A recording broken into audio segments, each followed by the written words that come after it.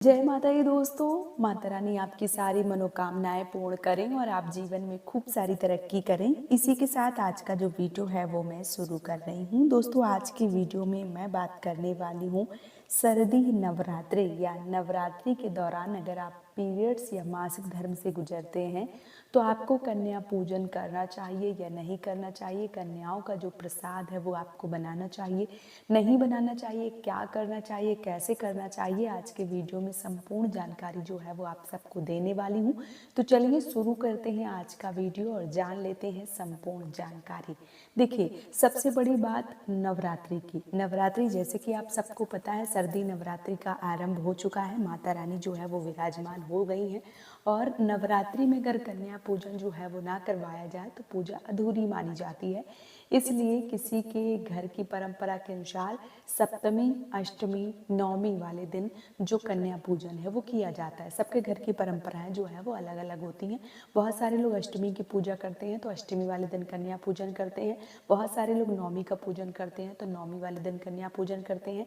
और कुछ लोग सप्तमी वाले दिन करते हैं और कुछ लोग जो पहले दिन और आखिरी दिन व्रत करते हैं, ऐसे लोग नवरात्रि के 9 दिन में कभी भी कन्या पूजन जो है वो कर देते हैं। जब कन्या पूजन करते हैं, कई बार 9 दिन का व्रत करते हैं, पूजन करते हैं, 2 दिन का व्रत करते हैं, या मान लीजिए कि एक भी दिन का व्रत नहीं करती हैं और ऐसी बहनें कन्या पूजन करती हैं।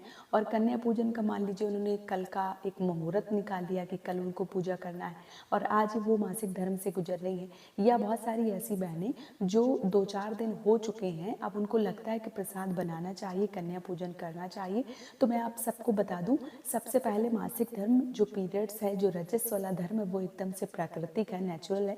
इसमें बहुत ज़्यादा आपको परेशान होने की आवश्यकता नहीं है। लेकिन हाँ, देव कार्य जो है वो वर्जित बताए गए हैं। किसी भी शुभ कार्य में आप सम्मिलित नहीं हो सकते हैं, ऐसा जो वर्णन है वो हमारे शास्त्रों में भी मिलता है कि जो नारी होती है, जो स्त्री होती है, वो रजस वाला धर्म में अशुद्धि की अवस्था में रहती है। तो ऐसे में हमें किसी भी प्रकार का कोई भी धार्मिक ग्रंथ, किसी भी पूजा पाठ का कोई भी सामान या कोई भी किसी भी तरीके के पूजा पाठ में सम्मिलित होना वर्जित बताया गया है। अगर आप पूजा पाठ करना चाहते हैं, व्रत करना चाहते हैं, कन्या पूजन करना चाहते हैं तो आपको क्या करना चाहिए? मानस पूजा करना चाहिए। रजस वाला धर्म में आपको कभी भी देव कार्य में सम्मिलित नहीं होना चाहिए। अगर आप पीरियड्स या मासिक धर्म से गुजर रहे हैं और कन्या पूजन आप करना चाहते हैं तो आपको क्या करना है? घर में जो भी आपके बड़े बुजुर्ग हैं, जो भी आपके मान लीजिए बच्चे हैं या पति हैं, जो भी हैं, अगर मान लीजिए घर पे बहुत सारे एकल परिवार हो गए हैं, बहुत सारी बहनें प्रदेश में रहती हैं, कन्या पूजन करना चाहती हैं लेकिन पीरियड्स या मासिक धर्म से गुजरती हैं तो उनके समझ में नहीं आता है कि क्या करना चाहिए। तो ऐसे में मैं बोलना चाहूँगी कि आपको बहुत ज़्यादा परेशान नहीं होना है। अगर आप मासिक धर्म या पीरियड से गुजर रहे हैं तो आपको बाहर से दही, जलेबी या मिठाई या फल जो है वो मंगवा के अपने जो भी बड़े बुजुर्ग हैं या आपके बच्चे हैं या आपके पति हैं उनसे कन्या पूजन करवा सकती हैं।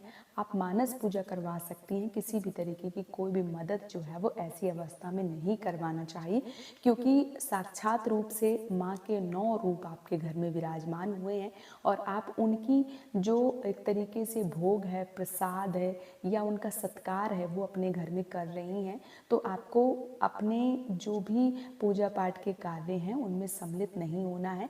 आप अपने बड़े सास ससुर, देवरानी जेठानी या कोई नहीं है तो आप अपने पति से, या आपके बच्चे बड़े हैं तो आप उनसे पूजा अर्चना जो है वो करवा सकती हैं। इसमें कोई दिक्कत, कोई परेशानी जो है वो नहीं है। अगर कन्याएं घर पे आने के लिए तैयार नहीं होती हैं तो फिर आप फल या जो भी दही, जलेबी या जो भी मीठा है वो मंगवा के मंदिर में जो कन्याएं होती हैं वहाँ भी वितरित कर सकते हैं। अगर ऐसा करना संभव नहीं है, घर वाले उतने अच्छे से नहीं कर पा रहे हैं, तो आप ये मान लीजिए कि पूजा पाठ के लिए, कन्या पूजन के लिए कितना पैसा जो है वो आपका लग जाता है, उतना पैसा निकाल के मंदिर के जो पुजारी हैं उनको दे दीजिए कि जो माता रानी का प्रसाद है, भोग है, आखिरी दिन मंगवा के और सबके साथ वितरित कर दें। तो वो पैसा जो है वो आप मंदिर के पुजारी को दे सकते हैं। या जैसे मान लीजिए कि भंडारा इत्यादि जो है वो चल रहा है तो आप वहाँ पैसे जो है वो दे दीजिए, ताकि आपका जो पैसा है उससे जो भी सामान आएगा, कन्याओं के साथ बहुत सारे लोग जो हैं वो भोजन करेंगे तो उसमें भी जो आपको एक तरीके से दान पुण्य का अवसर मिलेगा और इसके साथ ही साथ आपको पुण्य फलों की प्राप्ति होगी। तो आप ऐसा भी कर सकते हैं। अब बहुत सारी बहनों के ये भी प्रश्न आते हैं कि दीदी मुझे 5 दिन हो गया, 6 दिन हो गया, 3 दिन हो गया, क्या करना चाहिए? भोजन बनाएं, कन्याओं को भोजन जो है वो बना दें और घर वाले जो है वो खिला सकते हैं, प्रसाद बनाएं या ना बनाएं।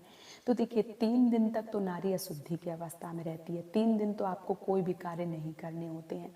हाँ, चौथे दिन जो नारी हैं, जो स्त्री हैं, वो रसोई घर में जा सकती हैं, ऐसा शास्त्र जो है वो सम्मत है, ऐसे शास्त्र जो हैं उसमें वर्णन किया गया है। और 5वें दिन जो नारी हैं, जो स्त्री हैं, वो देव कार्य के लिए एकदम से शुद्ध मानी गई हैं।